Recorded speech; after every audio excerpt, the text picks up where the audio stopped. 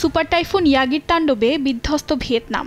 সবচেয়ে বেশি ক্ষতি হয়েছে হাইফং ও কুয়ানিন প্রদেশে। গেল শনিবার এই অঞ্চলেই আঘাত হানে ইয়াগি। ঝড়ে বহু ঘরবাড়ি ক্ষতিগ্রস্ত হয়, রাস্তাঘাট ভেঙে যাওয়ায় ব্যাহত হয় যান চলাচল। ইয়াগির প্রভাবে ভূমিধসের ঘটনায় হতাহতের ঘটনাও ঘটেছে। নিখোঁজদের উদ্ধারে অভিযান চালাচ্ছে উদ্ধারকারী দলের সদস্যরা।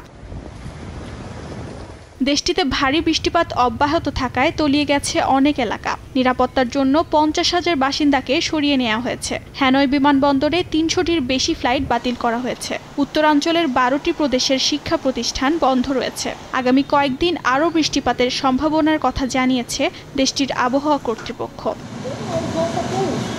ভিয়েতনামে আঘাত হানার আগে চীনের হাইনান প্রদেশে ব্যাপক ধ্বংসযজ্ঞ চালায় টাইফুন ইয়াগি। বেশ কয়েকজনের প্রাণহানিও ঘটে। ধ্বংস হয়েছে 25,000-এর বেশি বাড়িঘর। প্রায় 76,000 মানুষকে অস্থায়ীভাবে পুনর্বাসিত করা হয়েছে। চালু করা হচ্ছে সামুদ্রিক পরিবহনগুলো। অন্যদিকে ওয়েচাং শহরে কিছু সুপারমার্কেট ও কৃষি বাজার পুনরায় খুলে দেওয়া হয়েছে।